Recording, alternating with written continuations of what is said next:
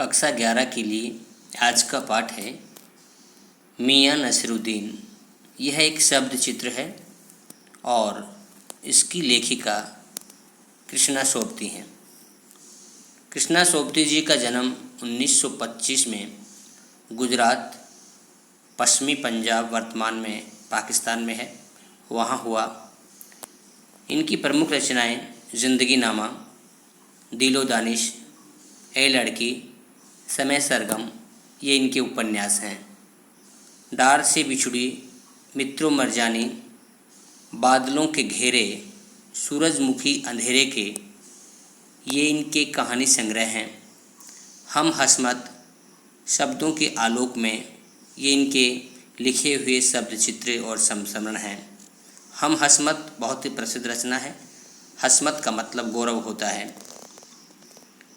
प्रमुख सम्मान साहित्य अकादमी का सलाह का सम्मान, साहित्य अकादमी की 72 सदस्यता सहित अनेक राष्ट्रीय पुरस्कारों से नवाजी गई हैं। हिंदी कथा साहित्य में कृष्णा सोबती की विशिष्ट पहचान है। वे मानती हैं कि कम लिखना विशिष्ट लिखना है। यही कारण है कि उनके संयमित लेखन और साफ सुथरी रचनात्मकता ने अपना एक नित्य नया पाठक वर्ग बनाया है। उनके कई उपन्यासों, लंबी कहानियों और संस्मरणों ने हिंदी के साहित्यिक संसार में अपनी दीर्घजीवी उपस्थिति सुनिश्चित की है। उन्होंने हिंदी साहित्य को कई ऐसे यादगार चरित्र दिए हैं जिन्हें अमर कहा जा सकता है, जैसे मित्रों, सहानी, हसमत आदि। भारत पाकिस्तान पर जिन लेखकों ने हिंदी में कालजयी रचनाएं लिखी, उनमें से कृष्णा सोबती का नाम पहली कतार में रखा जाएगा। बल्कि ये कहना उचित होगा कि यशपाल के झूठा सच यह एक उपन्यास है। राही मासूम रज्जा इनके द्वारा लिखा गया उपन्यास आधा गांव और भीष्म सहानी के तमस ये भी एक उपन्यास है के साथ साथ कृष्णा सोबती का ज़िंदगी नामा इस प्रसंग में एक विशिष्ट उपलब्धि है। तो यहाँ पर 4 प्रसिद्ध उपन्यासों का नाम लिया गया है। बहुत ही महत्वपूर्ण है कि झूठा सच ये यशपाल जी का लिखा हुआ उपन्यास है। यशपाल हिंदी के बहुत ही प्रसिद्ध कथाकार हैं और झूठा सच 1954 में लिखा गया था। राही मासूम रज्जा के द्वारा आधा गांव और भीष्म सहानी का तमस उपन्यास जो DD1 पर धारावाहिक के रूप में काफ़ी सालों तक चला था। कृष्णा सोबती का ज़िंदगी नामा यह भी भारत विभाजन पर लिखा हुआ बहुत ही प्रसिद्ध उपन्यास है। आज के शब्द चित्र में मियां नसीरुद्दीन शब्द चित्र हम हसमत नामक संग्रह से लिया गया है। तो यानी मियां नसीरुद्दीन जो पाठ है हम हसमत नामक शब्द संग्रह से लिया गया है। इसमें ख़ानदानी नानबाई मियां नसीरुद्दीन के व्यक्तित्व, रुचियों और स्वभाव का सब चित्र खींचा गया है। मियां नसीरुद्दीन अपने मसीहाई अंदाज से रोटी पकाने की कला और उसे अपने ख़ानदानी महारत को बताते हैं।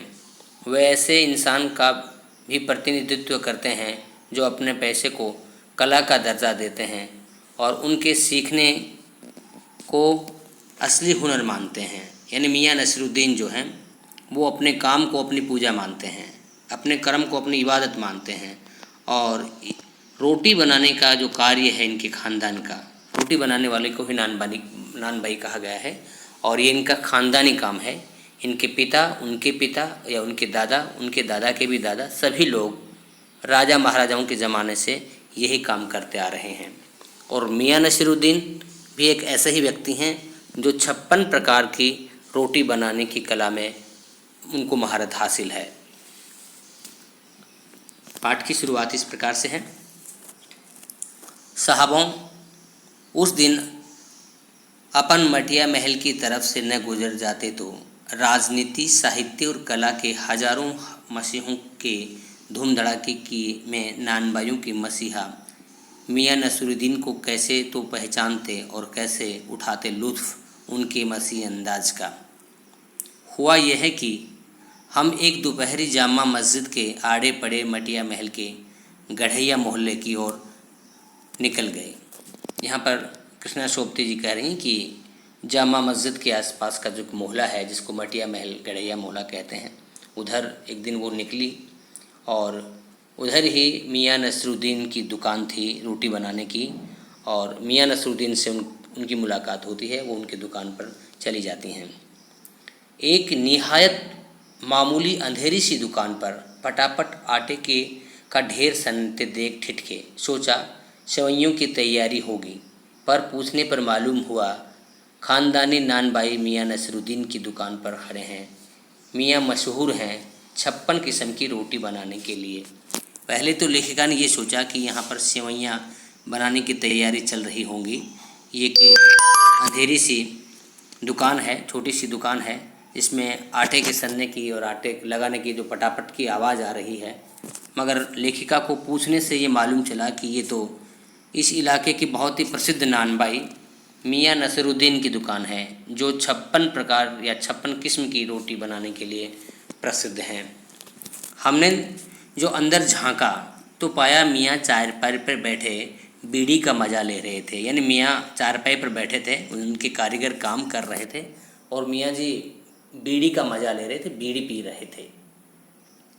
मौसमों की मार से पका चेहरा, आँखों में काइयाँ, भूलापन और पेशानी पर मज़े हुए कारीगर के तेवर। यानी उनके व्यक्तित्व की पहचान बता रही हैं कि मौसमों की मार से पका चेहरे का मतलब उनके चेहरे पर अनुभव झलक रहा था, आँखों में चतुराई थी, और पेशानी का मतलब माथा है, उनके जो फोरहेड मस्तक पर मज़े हुए कारीगर के तेवर भी थे। हमें गाहक समझ लिया, हमें गाहक यानी ग्राहक समझ मियाँ जी ने नज़र उठाई। फरमाइए, हमारी तरफ नज़र उठाई और कहा, बोलिए क्या चाहिए। झिझक से कहा, आपसे कुछ एक सवाल पूछने थे, आपको वक्त हो तो। लेखिका ने कहा कि आपसे हम कुछ सवाल पूछना चाहते हैं एक पत्रकार की हैसियत से, आपको यदि वक्त हो तो हम आपसे पूछ सकते हैं। मियाँ नसरुद्दीन ने पंच हजारी अंदाज से सिर हिलाया, निकाल लेंगे वक्त थोड़ा, पर ये तो कहिए आपको पूछना क्या है। फिर घूर कर देखा और जोड़ा मियाँ कहा, कहीं अखबार नवीस तो नहीं हो, ये तो खोजियों की खुराफात है। और मियाँ नसरुद्दीन ने कहा कि आप अखबार नवीस तो नहीं हो, यानी पत्रकार तो नहीं हो। पत्रकार जो लोग होते हैं वो तो खोजियों की खुराफात हैं, यानी वो तो बहुत बातों को खोद खोद करके पूछते हैं, कहीं आप पत्रकार तो नहीं। हम तो अखबार बनाने वाले और अखबार पढ़ने वाले दोनों को ही निठल्ला समझते हैं। और मियाँ नसरुद्दीन कह रहे हैं कि हमें तो भाई अखबार बनाने वाले और अखबार पढ़ने वाले, हमारी दृष्टि में तो दोनों ही निठल्ले हैं। निठल्ले का मतलब जिनके पास में कोई काम नहीं होता है।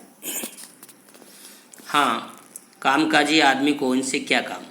खैर, आपने यहाँ तक आने की तकलीफ़ उठाई ही है तो पूछिए, क्या पूछना चाहते हैं। पूछना यह है कि किस्म किस्म की रोटी पकाने का इल्म आपने कहाँ से हासिल किया। यानी लेखिका ने मियाँ नसरुद्दीन से पहला सवाल पूछा कि आप जो किस्म किस्म का मतलब तरह तरह की जो रोटियां बना लेते हैं, और सुना है कि आप 56 प्रकार की रोटियां बनाते हैं, तो ये इल्म यानी ये ज्ञान आपको कहाँ से मिला, ये नॉलेज आपको कहाँ से मिला है, ये कला कहाँ से हासिल की है। मियाँ नसरुद्दीन ने आँखों के कंचे हम पर फेंक दिए, यानी गौर से हमारी तरफ देखा, फिर तरेर कर बोले, क्या मतलब, पूछिए साहब। नानबाई इल्म लेने कहीं और जाएगा क्या, नगीना साज के पास, क्या आईना साज के पास, क्या मीना साज के पास, या रफूगर रंगरेज या तेली तंबोली के से सीखने जाएगा। क्या फरमा दिया साहब, ये तो हमारा ख़ानदानी पैसा ठहरा। यानी वो बड़े तेवर से जवाब देते हैं कि जो एक नानबाई है, जो रोटी बनाने का जो काम सीखने वाला है, वो रोटी बनाने वाले से ही तो अपना इल्म सीखेगा, किसी नगीने वाले के पास में, या किसी आईना का मतलब दर्पण, या कोई आईना बनाने के वाले के पास, या मीनाकारी का काम करने वाले, या कपड़े रंगने वाले जो रंगरेज हैं उनके पास थोड़ी जाएगा, किसी तेली या तमूली के पास थोड़ी जाएगा। तमूली पान बनाने वाले बेचने वाले को कहते हैं। क्या फरमा दिया साहब, ये तो हमारा ख़ानदानी पैसा ठहरा। कि ये तो पैसा है, जो ये धंधा हमारा कार्य है, ये तो हमारे ख़ानदान से हम करते आ रहे हैं। इल्म की बात पूछी तो कुछ भी सीखा अपने वालिद उस्ताद से ही। मतलब ये है कि हम घर से न निकले कि कोई पैसा अख्तियार कर ले, कि हमने जो ये इल्म जो सीखा है हमने अपने वालिद से ही ये काम सीखा है। अख्तियार का मतलब होता है अपनाना, तो वालिद का मतलब पिता होता है, फादर होता है। बाप दादा का हुनर था वही उससे पाया, और वालिद महरूम के उठ जाने पर आ बैठे उनकी ठिए पर। और जो हमारे वालिद जो वालिद महरूम का मतलब था जो अब विदा हो गए हैं इस दुनिया से। महरूम का मतलब होता है अलविदा, अलग हो जाना, दुनिया से चले जाना या अलग होना, कि जो अब दुनिया से अलग हो गए हैं यानी उनका देहांत हो गया है। तो वालिद के महरूम होने के बाद या इस दुनिया से उठ जाने के बाद हम उसके ठिए पर आकर बैठ गए, यानी उसकी गद्दी पर, उसकी दुकान पर आकर के हम बैठ गए। आपके वालिद, फिर प्रश्न था, आपके वालिद? मियाँ नसरुद्दीन की आंखें लम्हा भर को किसी भट्टी में गुम हो गई, लगा गहरी सोच में हैं।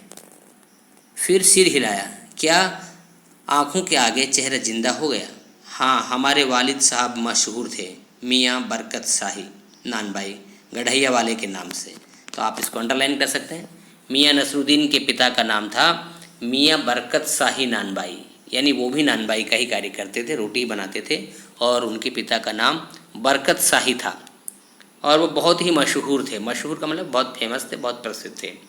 उनके वालिद यानी हमारे दादा साहिब थे आला नानबाई मियाँ कल्लन। और कहते हैं हमारे जो दादा थे वो भी आला दर्जे के कारीगर थे, ऊंचे दर्जे के नानबाई थे, और उनका नाम मियाँ कल्लन था। तो दादा का नाम कल्लन है और पिताजी का नाम उनकी बरकत है।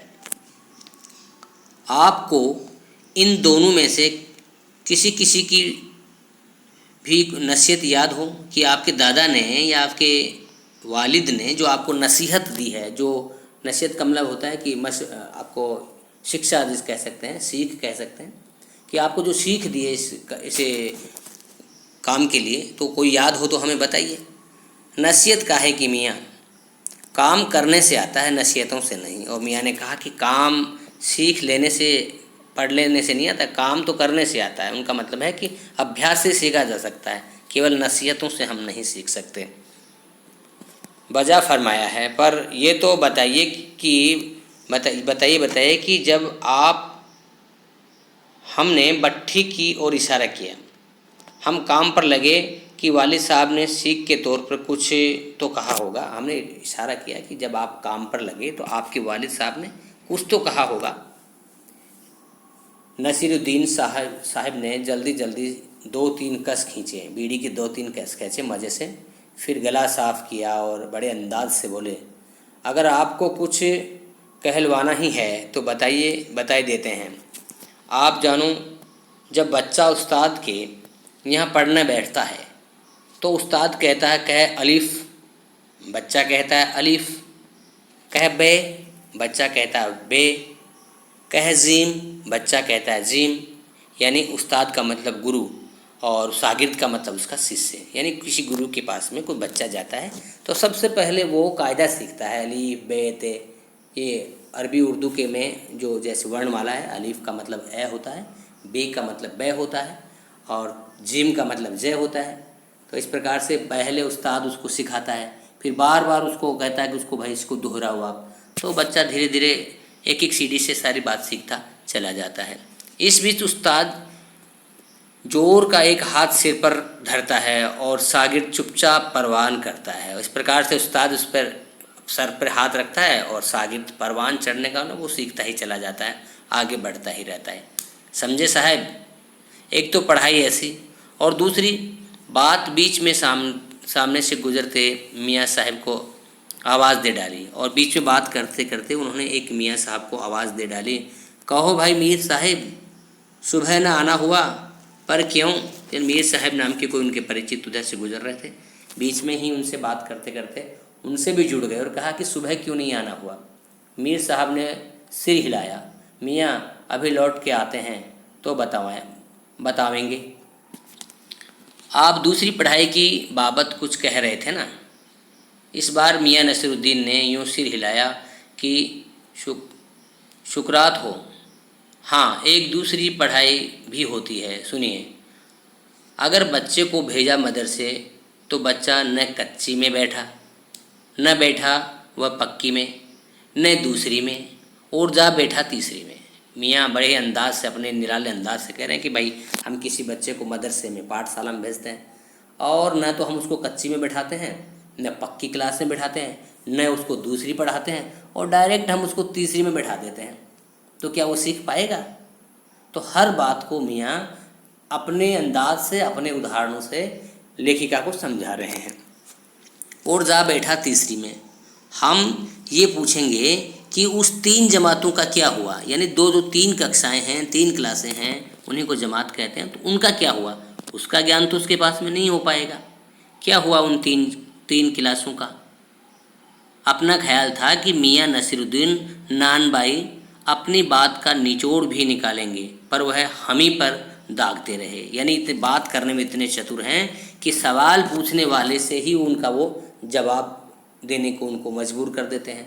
तो लेखिका का सवाल था और उन्हीं पर दाग दिया। आप ही बताइए, इन जमातों का क्या हुआ? ये बात मेरी समझ में तो बाहर है। इस बार शाही नानबाई मियाँ कल्लन के पोते अपने बचे हुए दांतों से खिलखिला के हंसे।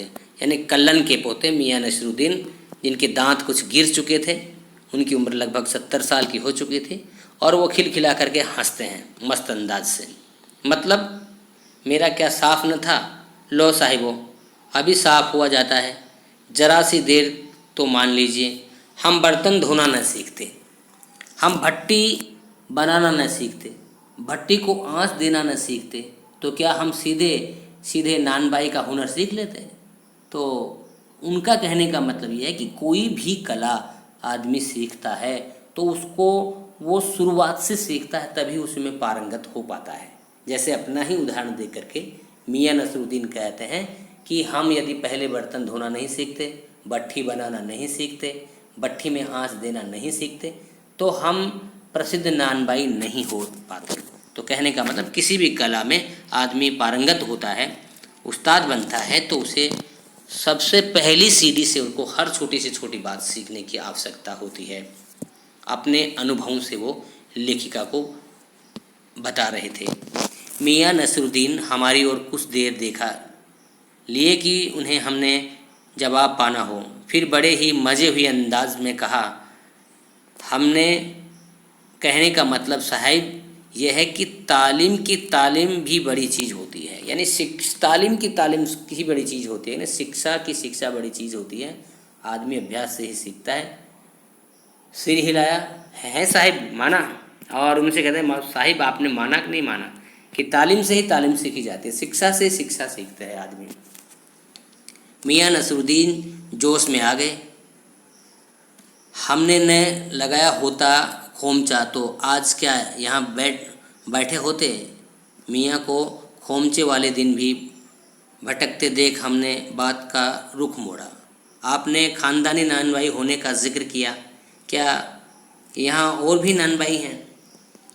लेखिका ने अगला सवाल पूछ लिया कि आप ख़ानदानी नानबाई हैं, ख़ानदानी रोटी बनाने वाले हैं, तो क्या यहाँ और भी कोई नानबाई हैं क्या? और भी आपकी जैसी दुकान है वैसी और भी रोटी वालों की दुकान है क्या? मियाँ ने घूरा, बहु तेरे, यानी बहुत से लोग हैं, पर ख़ानदानी नहीं है। सुनिए, दिमाग में चक्कर काट गई। एक बात हमारे बुज़ुर्गों से बादशाह सलामत ने यूँ कहा, मियाँ नानबाई कोई नई चीज़ खिला सकते हो? हुक्म कीजिए जहाँ पना। कि हमारे बुज़ुर्गों से दिल्ली के बादशाह ने एक बार कहा, कोई नई चीज़ खिला सकते हो क्या? तो हमारे बुज़ुर्गों ने उनसे कहा कि जहाँ पना। राजा को, बादशाह को कहते हैं कि जहाँ पना, आप तो हुक्म दीजिए, आप तो आदेश कीजिए, क्या खा चाहिए? बादशाह सलामत ने फरमाया, कोई ऐसी चीज़ बनाओ जो न आग में पके न पानी में से बने। ऐसी चीज़ बनाओ जो उसके आग भी नहीं लगनी चाहिए और पानी भी नहीं लगना चाहिए। क्या उनसे बनी ऐसी चीज़ कि आपके बुज़ुर्गों ने क्या ऐसी चीज़ बनाई? तो मियाँ नसीरुद्दीन बहुत ही गर्व के साथ में कह रहे हैं, क्यों नहीं बनती साहिब, बनी और बादशाह सलामत ने खूब खाई और खूब सराही, खाई भी और उसकी प्रशंसा भी की, उसको सराहा भी। लगा हमारा हमारा आना कुछ रंग लाया, चाहता है बेसब्री से पूछा, वह पकवान क्या था, कोई ख़ास ही चीज़ होगी। मियाँ कुछ देर सोच में खोए रहे, सोचा पकवान पर रोशनी डालने को है कि नसरुद्दीन साहब बड़ी रुखाई से बोले, ये हम न बताएंगे।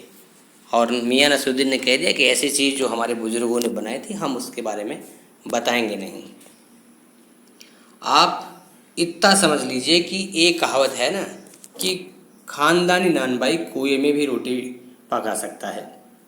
कहावत जब भी गढ़ी गई तो हमारे बुजुर्गों के कर्तव्य पर ही पूरी उतरी है। मज़ा लेने के लिए ठोका। कहावत ये सच्ची है कि नहीं?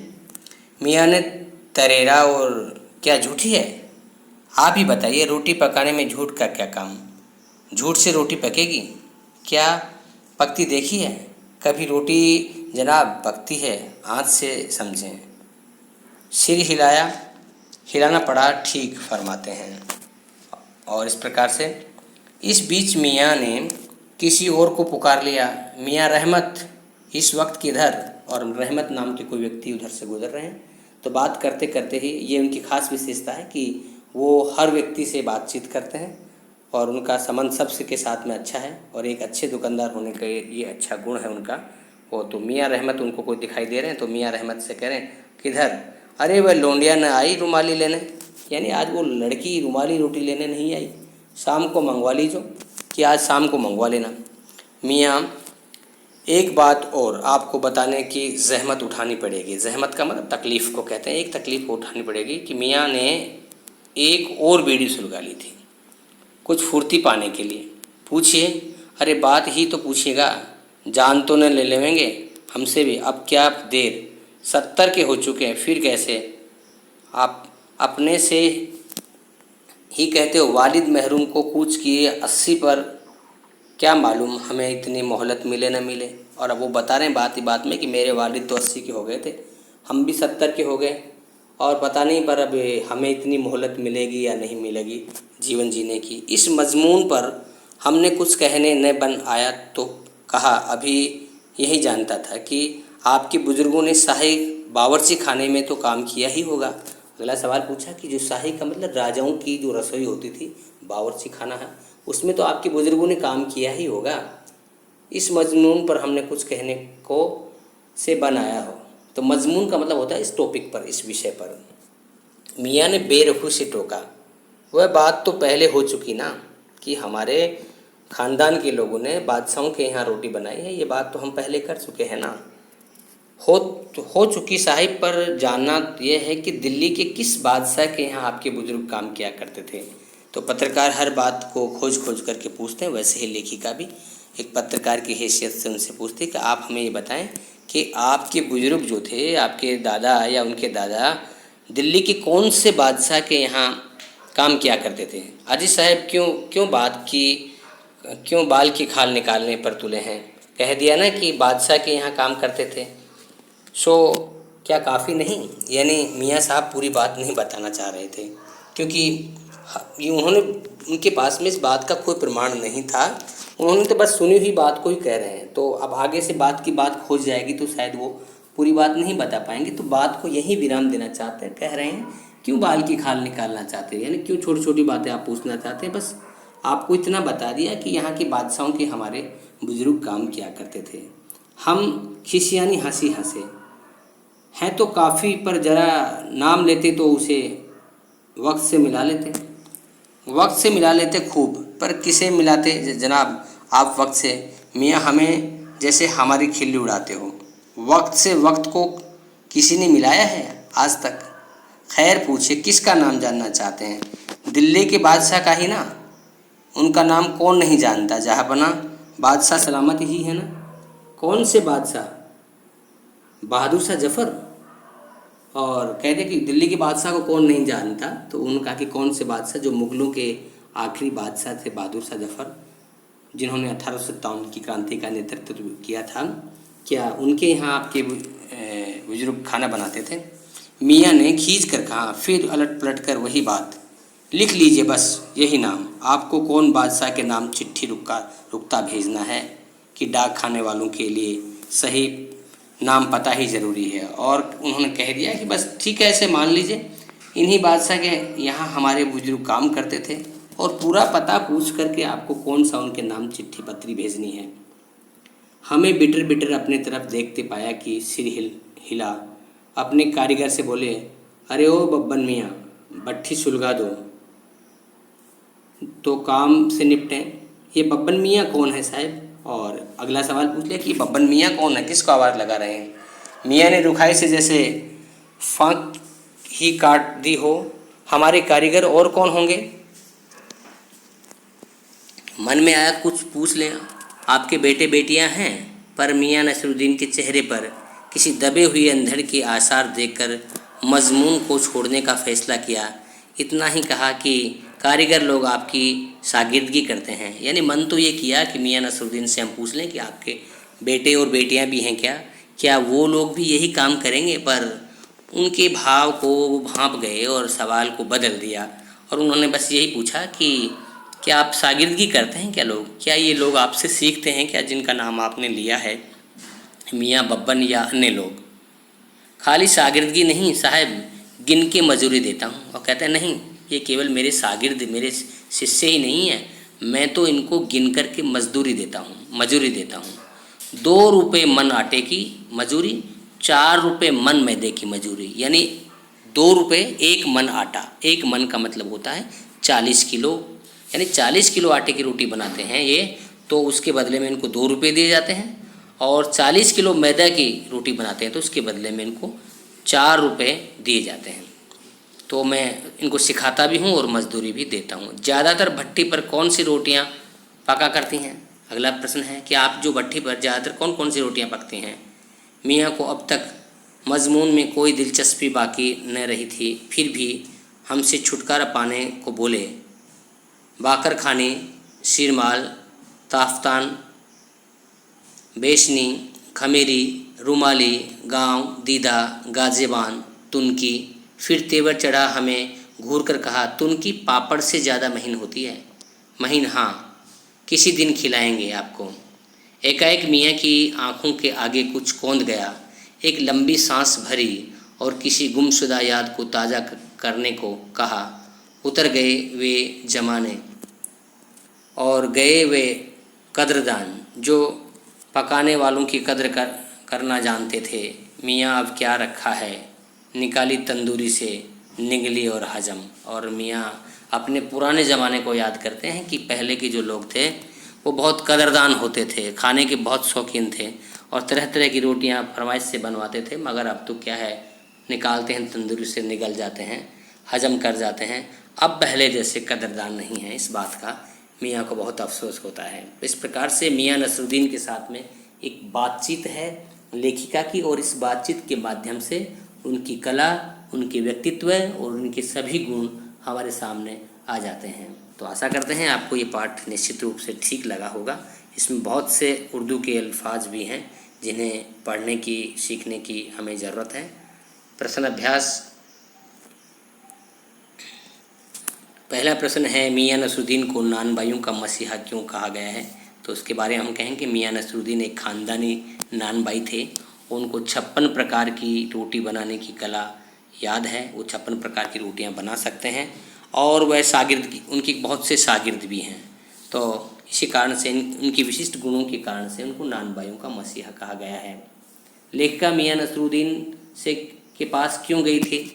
वो मियाँ नसरुद्दीन के पास में उनकी कला के बारे में जानने के लिए ही गई थी। उधर से उनका गुजरना हुआ, और जब उन्होंने देखा कि ये तो बहुत ही प्रसिद्ध नानबाई की दुकान है, उनके पास में चली गई और अपने सवालों से उनके इस नानबाई के ख़ानदानी नानबाई जो है उनकी संपूर्ण जानकारी उन्होंने अपने प्रश्नों से हासिल की है। बादशाह के नाम का प्रसंग आते ही लेखिका की बातों में मियाँ की दिलचस्पी क्यों न रही, क्योंकि वो सोच रहे थे कि ये पत्रकार जो लोग हैं वो बाल की खाल निकालते हैं। यदि मैं बादशाह का नाम लूँगा तो फिर ये मेरे से समय भी पूछेंगे, और इतनी सारी बातों का जो अभिलेख रिकॉर्ड उनके पास में नहीं था, इसलिए वो उन बातों को में ज़्यादा उनकी दिलचस्पी नहीं थी। आशा करते हैं ये पाठ आपको निश्चित रूप से ठीक लगा होगा। धन्यवाद।